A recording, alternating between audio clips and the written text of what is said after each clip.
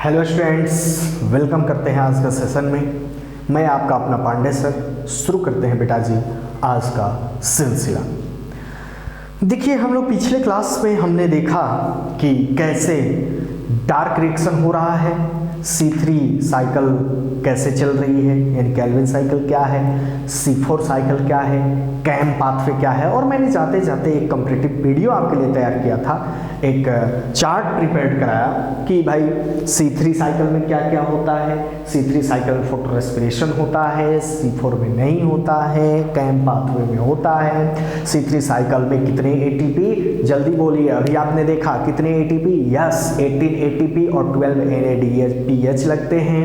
C4 में 30 ATP और cam pathway में भी 30 ATP लगते हैं, और दोनों में, सब में, तीनों में कॉमन होता है 12 NADPH। तो ऐसा हमने पिछले क्लास में देखा था।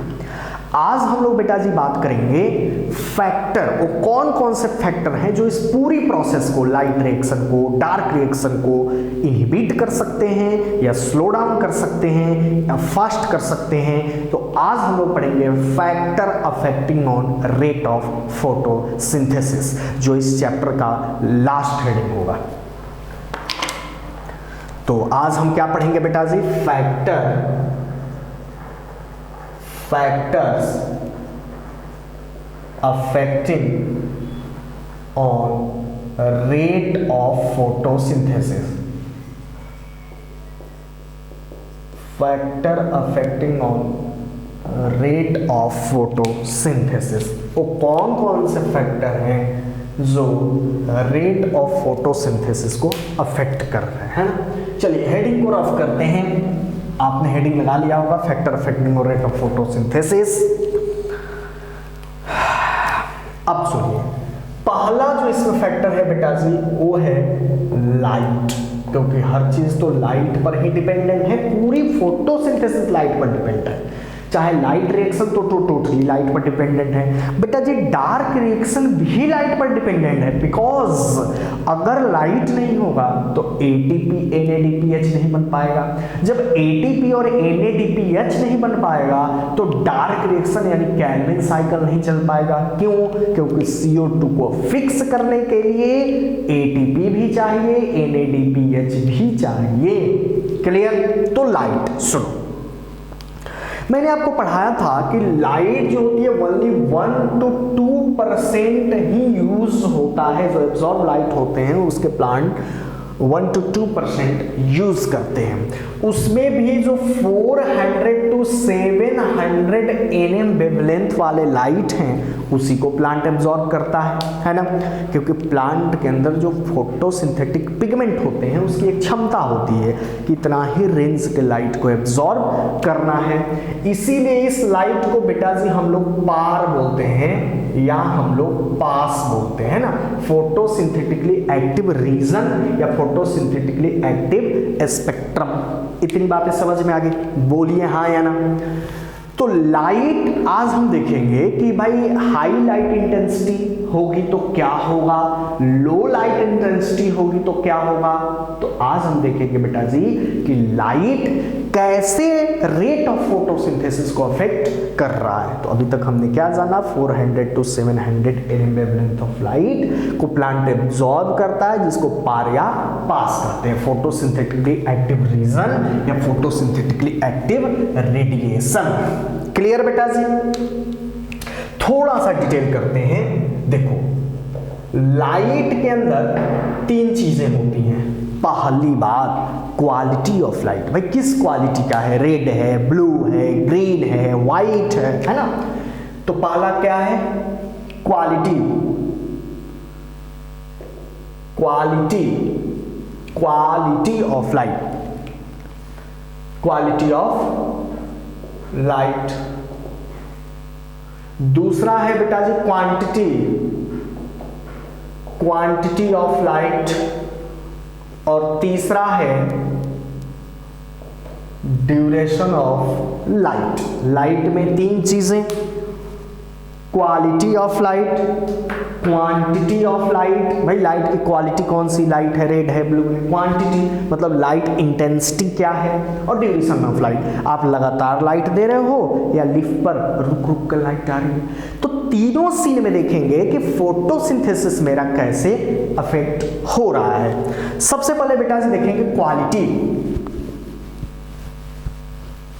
Quality of light. देखो ध्यान से, क्वालिटी ऑफ लाइट, ध्यान से मेरी बात सुनिएगा। लाइट की क्वालिटी, आपने जब एक्शन स्पेक्ट्रम पढ़ा था तो उसमें देखा था क्लेडोफोरा एल्गी पर जब हमने वर्क किया था टी.डब्ल्यू. एंगलमैन ने, तो वहां क्या देखा था, ब्लू लाइट और रेड लाइट में रेट ऑफ फोटोसिंथेसिस ज्यादा होती है ना। तो क्वालिटी ऑफ लाइट में, रेड लाइट में फोटोसिंथेसिस ज्यादा, तो ऐसे लिख सकते हैं maximum photosynthesis red light, maximum photosynthesis जो होती है बेटा जी वो रेड लाइट में होती है ना। उसके बाद ब्लू लाइट में होती है ना।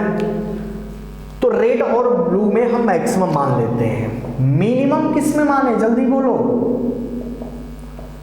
मिनिमम फोटोसिंथेसिस, यस किसी ने बोला सर ग्रीन लाइट, है ना। जो ग्रीन लाइट है उसमें मिनिमम, क्योंकि ग्रीन लाइट जो होते हैं उसको, जो ग्रीन पिगमेंट्स होते हैं उसको एब्जॉर्ब नहीं कर पाते, वो रिफ्लेक्ट हो जाता है ना। तो maximum photosynthesis red and blue, minimum photosynthesis green light. अगर आपसे कोई पूछे कि अच्छा बच्चों ये बताओ बेटर, सबसे बेस्ट फोटोसिंथेसिस या हाईएस्ट फोटोसिंथेसिस किसमें होगा, यस व्हाइट लाइट। बच्चे चौंक जाएंगे अक्सर, व्हाइट लाइट में बेटर फोटोसिंथेसिस क्यों आप कह रहे हो, तो मैं यहां लिख दूं बेटर फोटोसिंथेसिस व्हाइट। भाई व्हाइट कोई लाइट, एक लाइट नहीं है बेटा जी, इसमें ब्लू भी है, रेड भी है, दैट मीन्स व्हाइट लाइट में 680 और 680 है ना, कम और ज्यादा, दैट मीन्स 700 वाला भी वेवलेंथ है और 680 वाला भी वेवलेंथ है, यानी व्हाइट लाइट में ब्लू भी आ जाएगा, रेड भी आ जाएगा, इसीलिए बेटर फोटोसिंथेसिस होती है। तो ये हुआ बेटा जी लाइट कैसे इफेक्ट करता है। क्वालिटी ऑफ लाइट में मैक्सिमम फोटोसिंथेसिस रेड लाइट में, और ब्लू लाइट में भी लिख सकते हैं, तो रेड लाइट मैंने लिखा, मिनिमम फोटोसिंथेसिस ग्रीन लाइट में, और बेटर सबसे बेस्ट किस में होगा, व्हाइट लाइट में, क्योंकि व्हाइट लाइट में P680 भी आ जाएगा और क्या आ जाएगा, जल्दी बोलो, यस P700, यानी दोनों फोटो सिस्टम काम करेंगे।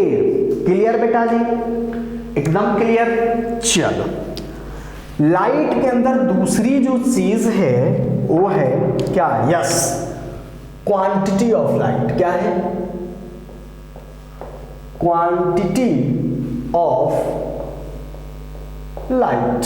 क्वांटिटी ऑफ लाइट का मतलब लाइट इंटेंसिटी की बात कर रहा है, कितनी इंटेंसिटी, कितनी मात्रा में लाइट पड़ रही है ना। तो लाइट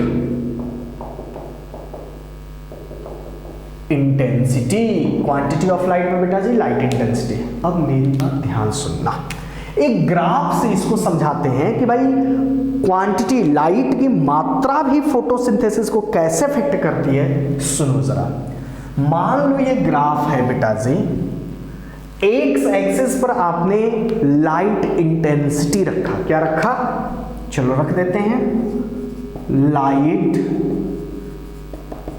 इंटेंसिटी, और वाई एक्सिस पर रखा रेट ऑफ फोटोसिंथेसिस, क्या रखा, रेट ऑफ फोटोसिंथेसिस। क्लियर, ये हो गया एक्स एक्सिस, ये हो गया वाई एक्सिस। जैसे जैसे लाइट इंटेंसिटी बढ़ती जाएगी, मेरी बात ध्यान से सुनना, जैसे जैसे देखो लाइट इंटेंसिटी बढ़ती जाएगी, रेट ऑफ फोटोसिंथेसिस बढ़ रहा है, जैसे जैसे लाइट इंटेंसिटी बढ़ती जाएगी रेट ऑफ फोटोसिंथेसिस, देखो जैसे जैसे बढ़ रहा है इधर, यहाँ आया तो रेट ऑफ फोटोसिंथेसिस यहाँ चला गया, यहाँ आया तो देखो यहाँ पर रेट ऑफ फोटोसिंथेसिस यहाँ आ गया। तो जैसे जैसे लाइट इंटेंसिटी बढ़ रही है रेट ऑफ फोटोसिंथेसिस बढ़ेगी, लेकिन अगर मैक्सिमम लाइट इंटेंसिटी हो जाएगी तो फिर रेट ऑफ फोटोसिंथेसिस डिक्रीज कर जाएगी, गिर जाएगी। कुछ समझ में आया? यानी यहां पर ये हो गया बेटा जी, थोड़ा सा वाई एक्सिस को मैं ऊपर कर दूं, है ना, तो ये हो गया देखो यहां पर आ गया ऑप्टिमम, है ना। तो जैसे जैसे लाइट इंटेंसिटी हम बढ़ाते जा रहे हैं रेट ऑफ फोटोसिंथेसिस बढ़ती जा रही है। ध्यान से मेरी बात सुनना। लेकिन फिर अचानक रेट ऑफ फोटोसिंथेसिस रुकती है, अगर उसके बाद एनसीईआरटी किसी ग्राफ को एकदम कांस्टेंट ऐसे बनाया हुआ है, लेकिन बेटा जी थोड़ा सा दिमाग लगाइए, ज्यादा लाइट इंटेंसिटी हो जाएगा तो रेट ऑफ फोटोसिंथेसिस डिक्रीज कर जाएगी। रीजन क्या है? यस, रीजन है बेटा जी, हाई लाइट इंटेंसिटी पर, मेरी बात ध्यान सुनना, क्या रीजन है? हाई लाइट इंटेंसिटी पर जो क्लोरोफिल के मॉलिक्यूल्स होते हैं बेटा जी, मेरी बात ध्यान सुनना, हाई लाइट इंटेंसिटी पर क्लोरोफिल के मॉलिक्यूल्स जो होते हैं वो डिस्ट्रॉय हो जाते हैं। और जब क्लोरोफिल के मॉलिक्यूल ही डिस्ट्रॉय हो जाएंगे तो रेट ऑफ फोटोसिंथेसिस क्या हो जाएगा? गिर जाएगा। तो हाई लाइट इंटेंसिटी पर क्लोरोफिल के मॉलिक्यूल क्या हो जाएंगे? डिस्ट्रॉय, क्लोरोफिल के मॉलिक्यूल डिस्ट्रॉय हो जाएंगे, नष्ट हो जाएंगे, खत्म हो जाएंगे, जिस कंडीशन को बोलते हैं सोलराइजेशन।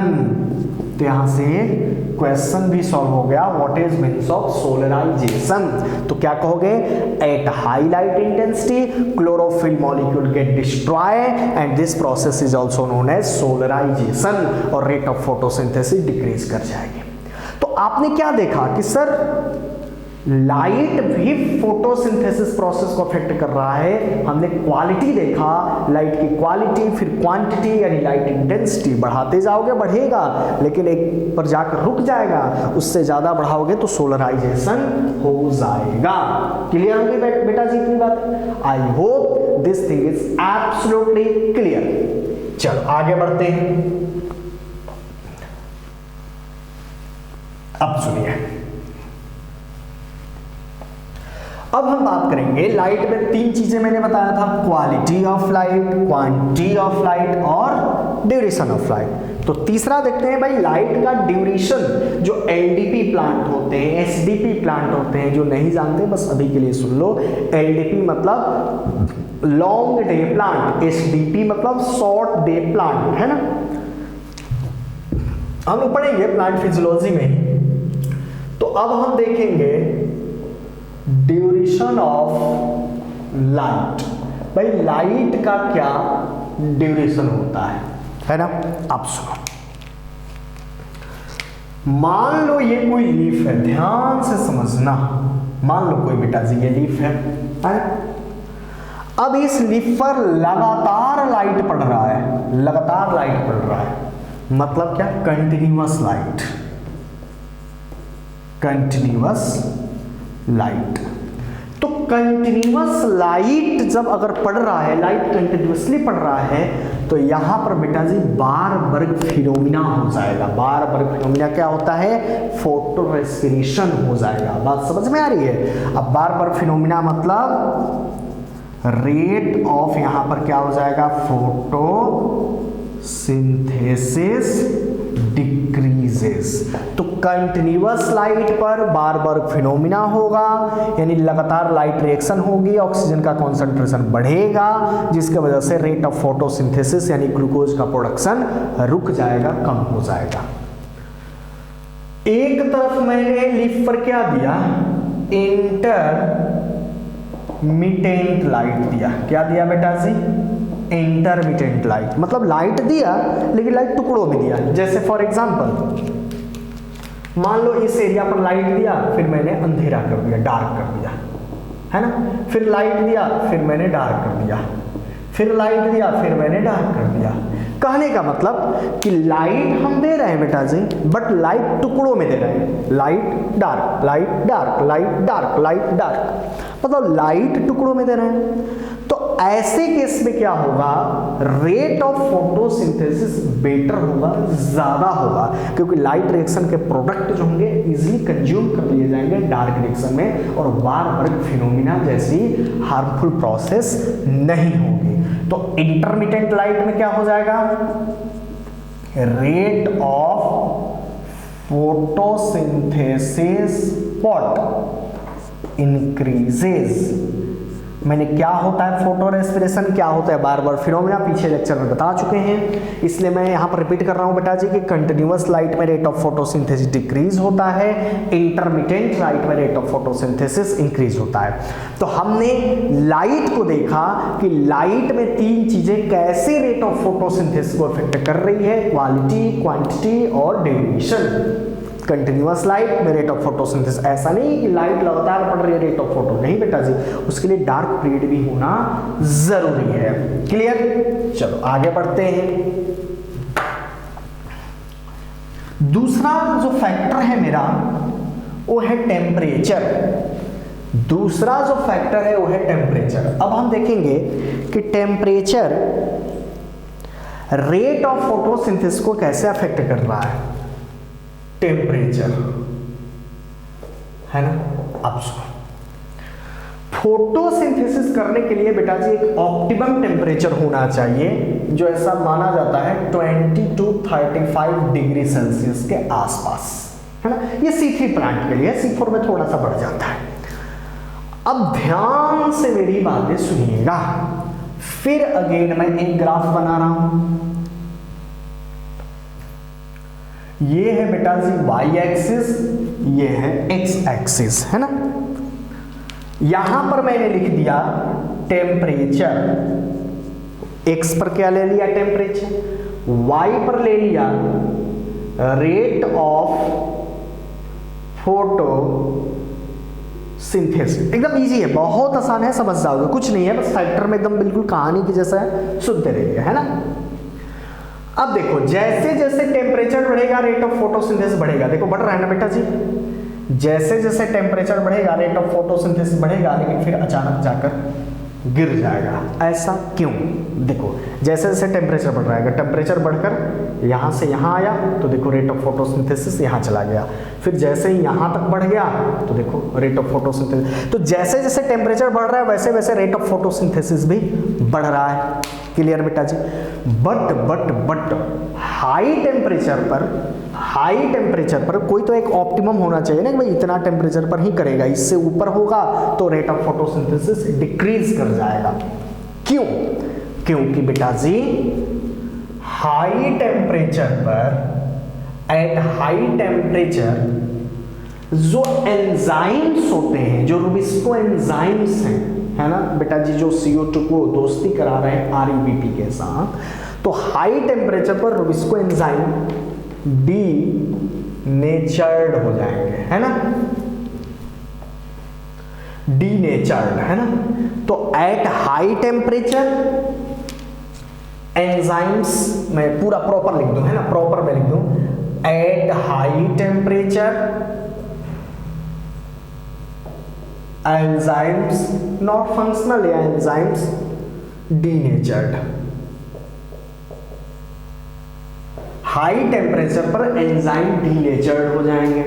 क्यों ऐसा, क्योंकि सुनो, एंजाइम्स है मतलब प्रोटीन्स है, एंजाइम्स है मतलब क्या, प्रोटीन्स है भाई, ऑल एंजाइम्स आर प्रोटीन, कुछ को छोड़कर, है ना, कुछ एक्सेप्शन है लेकिन mostly all enzymes are protein.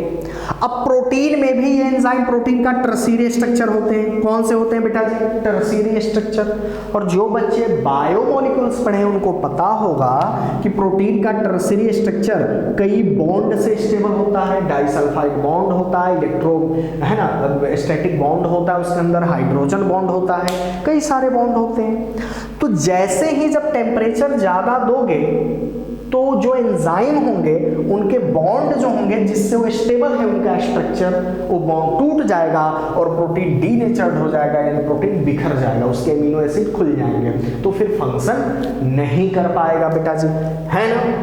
तो इसीलिए टेम्परेचर अगर ज्यादा बढ़ा दोगे तो रेट ऑफ फोटोसिंथेसिस कम हो जाएगा। जब एंजाइम ही, रूबिस्को और पेप्टेज ही खत्म हो जाएगा तब बेटा जी CO2 आकर भी फिक्स यानी आकर भी केल्विन साइकिल नहीं चला पाएगा, तो रेट ऑफ फोटोसिंथेसिस यानी ग्लूकोज स्टार्च प्रोडक्शन की रेट डिक्रीज कर जाएगी। क्लियर? अब यहां पर एक बात सुनो, C3 जो प्लांट होते हैं उनमें 20 to 35 डिग्री सेल्सियस टेम्परेचर अगर दोगे तो बेटर फोटोसिंथेसिस करते हैं, बेटर फोटोसिंथेसिस करते हैं C3 प्लांट में बेटा जी, है ना। अगर C4 प्लांट्स हैं, मेरी बात ध्यान से सुनेंगे, अगर C4 प्लांट्स हैं तो इनको 30 to 45 डिग्री सेल्सियस पर भी ये बेटर फोटोसिंथेसिस कर सकते हैं। तो एक बार मैं फिर से रिकॉल करता हूं, फिर से बेटा जी रिकॉल करता हूं कि टेम्परेचर कैसे रेट ऑफ फोटोसिंथेसिस को अफेक्ट करता है। टेम्परेचर बढ़ाते जाएंगे, रेट ऑफ फोटोसिंथेसिस, देखो यहां से यहां आया टेम्परेचर तो रेट ऑफ फोटोसिंथेसिस यहां चला गया, यहां से यहां आया टेम्परेचर तो रेट ऑफ फोटोसिंथेसिस यहां चला गया। But is a dangerous word बेटा जी, जैसे ही टेम्परेचर ज्यादा हो जाएगा एंजाइम्स, चूंकि प्रोटीन्स हैं और एंजाइम्स प्रोटीन के टर्शियरी स्ट्रक्चर होते हैं और कई बॉन्ड से स्टेबल होते हैं, डाइसल्फाइड बॉन्ड है, हाइड्रोजन बॉन्ड है, तो हाई टेम्परेचर पर उनके बॉन्ड ब्रेक कर जाएंगे और जैसे बॉन्ड ब्रेक करेंगे एंजाइम काम करना बंद कर देगा। अब CO2 फिक्स नहीं हो पाएगा और मेरा रेट ऑफ फोटोसिंथेसिस डिक्रीज हो जाएगा। तो दो फैक्टर हमने पढ़ाया और यहाँ पर C3 और C पर कुछ एक्सेप्शन भी हैं, जैसे 90 डिग्री सेल्सियस पर भी कुछ काम करते हैं, कुछ है ना, -30 डिग्री सेल्सियस पर तो कुछ एक्सेप्शन है ना। चलिए आगे बढ़ते हैं। अब तीसरा जो फैक्टर बेटा जी हम उठाने जा रहे हैं उसका नाम है CO2। क्या नाम है?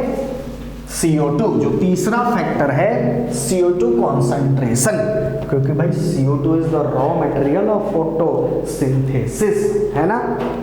तो तीसरा क्या है? CO2 कॉन्सेंट्रेशन, है ना। CO2 कॉन्सेंट्रेशन, CO2 कॉन्सेंट्रेशन देखिए क्या है। अब कहा यह जाता है कि जैसे जैसे CO2 का कॉन्सेंट्रेशन बढ़ते, पहले नेचर में, इन्वायरमेंट में CO2 कितना है, ऐसे बुक लिखती है 0.03 to 0.04% के आसपास CO2 का कॉन्सेंट्रेशन है ना। अब अगर 1% CO2 का कॉन्सेंट्रेशन बढ़ा दिया जाए तो रेट ऑफ फोटोसिंथेसिस इंक्रीज कर जाएगा, है ना बेटा जी। मैं फिर से रिपीट कर रहा हूं, 0.03 to 0.04% CO2 है, 1% अगर इंक्रीज करोगे तो रेट ऑफ फोटोसिंथेसिस बढ़ेगा, लेकिन उससे ज्यादा अगर CO2 का कॉन्सेंट्रेशन इन्वायरमेंट में कर दिए तो ये CO2 प्लांट के लिए टॉक्सिक हो जाएगा और रेट ऑफ फोटोसिंथेसिस रुक जाएगा। यानी हाई CO2 कॉन्सेंट्रेशन या मोर CO2 concentration, more CO2 concentration ROP, rate of photosynthesis decreases because more CO2 is toxic for plant, है ना बेटा जी। चलिए और दो लेंगे, है ना, और दो फैक्टर है। अब जो अगला फैक्टर है उसका नाम है वाटर। अगला फैक्टर है जिसका नाम है वाटर, है ना। अब सुनो, वाटर अगर कम होगा, मेरी बात ध्यान से सुनना, अगर मान लो कोई प्लांट है ना, चलो होने दो, क्या दिक्कत है, ये प्लांट है, ये लीफ है ना, चलो मान लेते हैं लीफ है, ये प्लांट है। अब अगर मिट्टी में, सॉइल में वाटर कम है, वाटर लेस अवेलेबल है, क्या है, वाटर लेस अवेलेबल है बेटा जी, तो ये प्लांट क्या करेंगे, प्लांट बड़ा चालाक होते हैं, प्लांट कहेंगे अच्छा वाटर कम है, ये अपना स्टोमाटा झट से क्लोज्ड कर लेंगे। जो प्लांट का बेटा जी स्टोमाटा है, एट लो या less availability of water, stomata gate closed, stomata क्या हो जाएगा, क्लोज्ड हो जाएगा, है ना। सोचो जरा, और जब स्टोमाटा ही बंद हो जाएगा तो बाहर से CO2 भी नहीं आ पाएगा, है ना। और जब CO2 नहीं आ पाएगा तो यहां पर जो CO2 आने के बाद केल्विन साइकिल चलती थी बेटा जी, वो केल्विन साइकिल रुक जाएगा और ग्लूकोज का प्रोडक्शन बंद हो जाएगा। मेरी बात समझ में आ रही नहीं आ रही, मैं फिर से रिपीट कर रहा हूं। Less availability of water, stomata gate closed, so CO2 can not enter inside the leaf and Calvin cycle will stop and rate of photosynthesis decreases. Rate of photosynthesis क्या हो जाएगा, डिक्रीज कर जाएगा।